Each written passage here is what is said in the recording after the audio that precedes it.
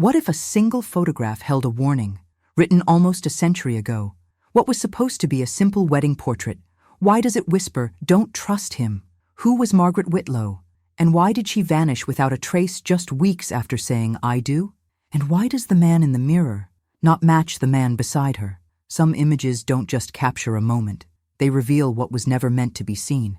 If you want to follow real stories that defy time and reveal hidden truths, subscribe to the channel now and turn on notifications so you don't miss any of our investigations. It began, as such things often do, with an old house slated for demolition, an address long forgotten by maps, cloaked in ivy and disrepair, standing in the quiet outskirts of New Haven, Connecticut. The structure had belonged to a family line that had since vanished. No heirs, no claims, just silence.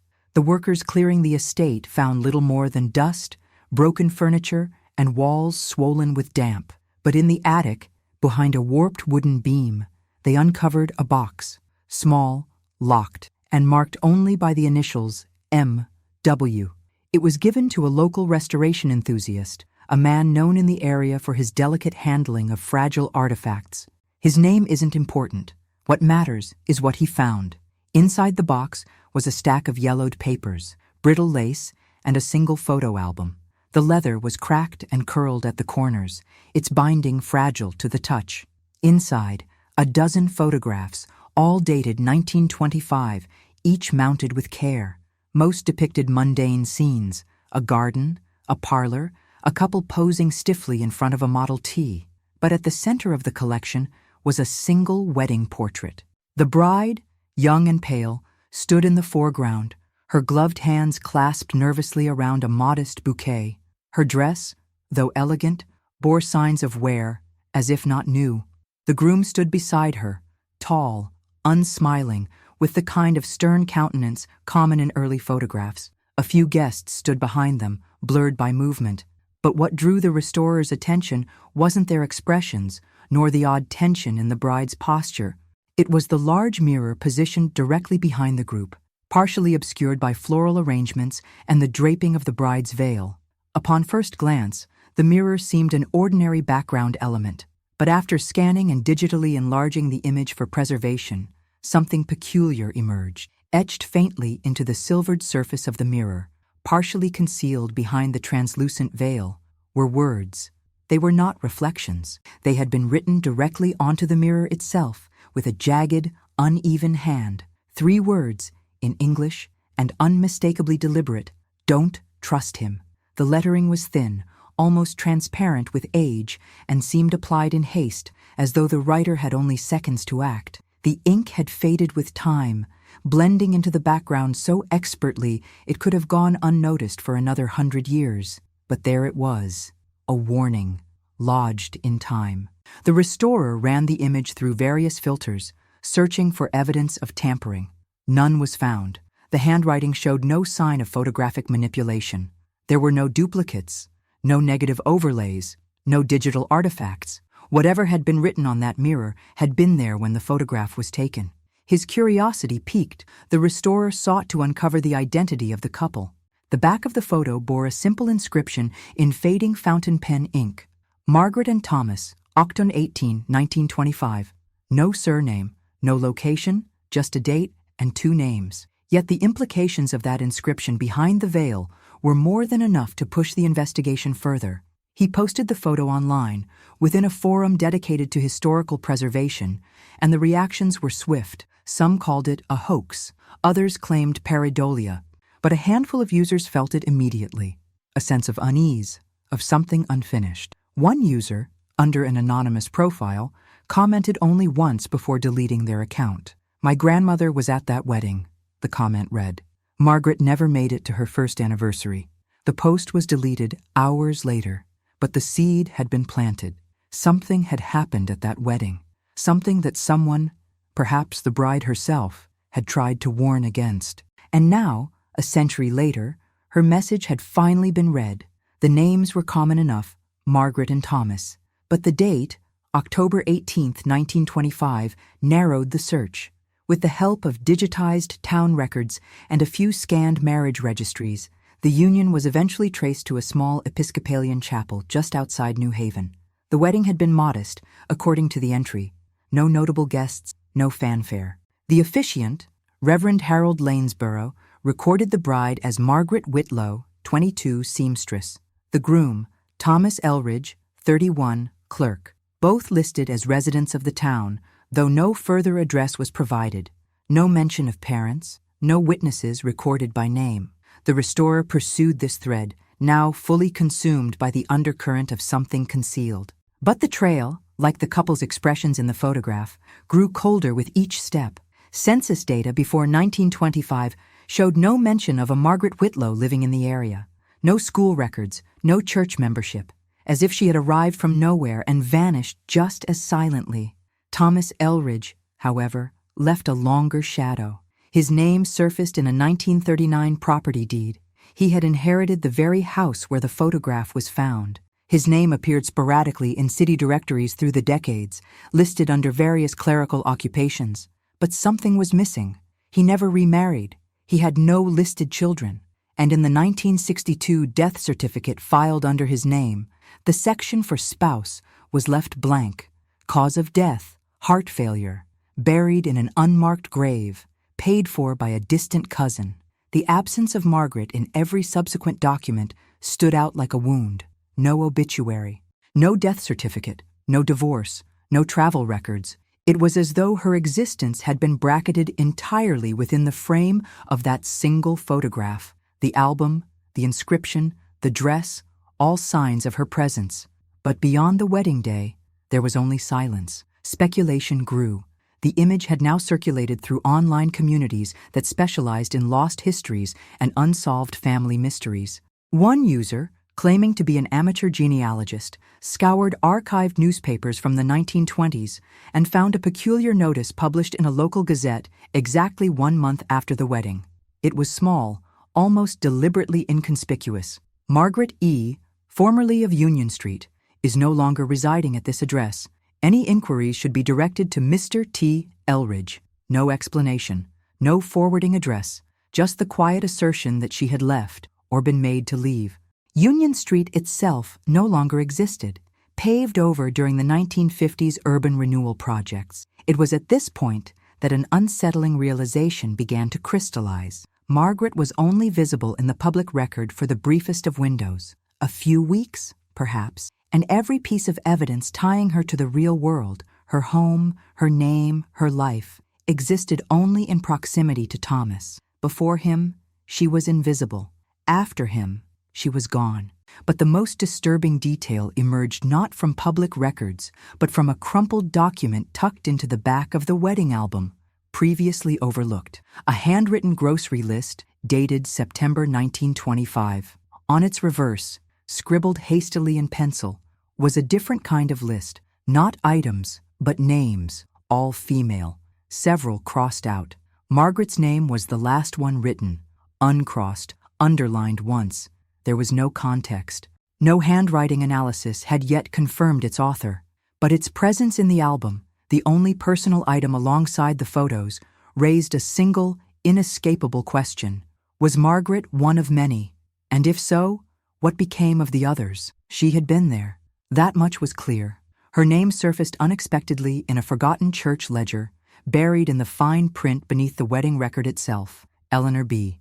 Langford, noted as attendant to the bride. No other documentation existed to explain her role, but it was enough, a trace, however faint. Eleanor Langford died in 2007, well into her 90s. Her obituary, brief and devoid of detail, listed no surviving children. But through estate records and library archives, it was discovered that she had once lived in a care facility on the outskirts of Hartford. Among her personal belongings, mostly mundane, was a single locked chest, passed down to her niece, a woman named Julia Calloway. Julia had never opened it. The key had long since vanished, but curiosity, spurred by the restorer's inquiries, finally compelled her to force it open.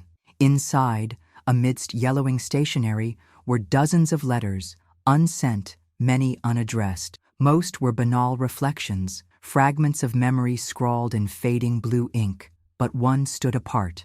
Dated 1964, folded and refolded, torn at the creases. On its front, "To whom it may concern, should the past resurface." The letter began plainly.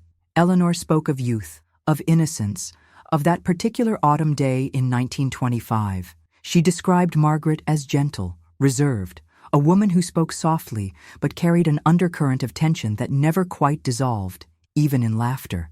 They had met only days before the ceremony. Eleanor had been a friend of Thomas's family, recruited hastily when the original bridesmaid fell ill. Margaret, she said, had no attendance of her own. As the letter progressed, the tone shifted. "The morning of the wedding," she wrote, "Margaret came to me in her dressing gown. Her hands were shaking. She said she'd had a dream, a terrible dream, that when she looked into the mirror, she did not see herself, but someone else standing in her place. A woman screaming, her mouth wide open, but no sound came out, and beside her, a man watching with eyes like burnt glass. Margaret had begged Eleanor to help her leave, to call off the wedding, but Thomas had already arrived. Guests were waiting. She was reminded, gently but firmly, that to back out now would bring shame, disgrace, ruin. And so she went forward. Then came the strangest passage of all. "I watched her during the vows. She did not speak them. Her lips moved, but no sound came. Thomas never looked at her, only at the mirror. I thought perhaps he was nervous, but then I saw something I cannot explain. The reflection behind them shifted. It was not the same moment being reflected. The hands in the mirror were clenched when hers were open. The priest's mouth was still when in reality he was speaking. Eleanor never confronted anyone. She stayed silent, bound by the decorum of the time, and perhaps by fear. But the final lines of her letter revealed the weight she carried. She was gone within the month. No one searched. No one asked. Thomas told us she had gone home to care for her ailing mother. I knew it was a lie. Her mother had been buried the previous year. I did not speak. I regret that silence more than anything. Eleanor never sent the letter. Whether out of fear of being dismissed or the futility of reopening a wound no one else acknowledged, she folded it away and hid it in a box that no one was meant to find. Until now, the mirror had always been there, silent, ornamental, unremarkable. It occupied the background of the photograph like a passive observer, framed by ivy and garlands, its surface dulled with age. But now, with Eleanor's letter casting doubt on what had once been seen as a mere backdrop, attention turned to the object itself. Experts in early 20th century photography were consulted. They examined the lighting, angles, chemical composition of the film. One specialist noted that for a mirror to reflect at that distance with such clarity, it would have required deliberate staging, and yet the reflection did not align with the recorded positions of the bride and groom. A forensic analysis of the image, enhanced under modern scanning techniques, revealed something deeply unsettling. The groom's reflection did not match his stance in the photograph, where the real Thomas Elridge faced forward, upright and rigid. The figure in the mirror stood slightly askew, one shoulder dipped, the head tilted at an unnatural angle, as if listening for something the others could not hear. Worse still, the eyes, those faint smudges of darkness, appeared to look not at the bride, nor at the photographer, but outwards, directly at the viewer. It was not an effect of light.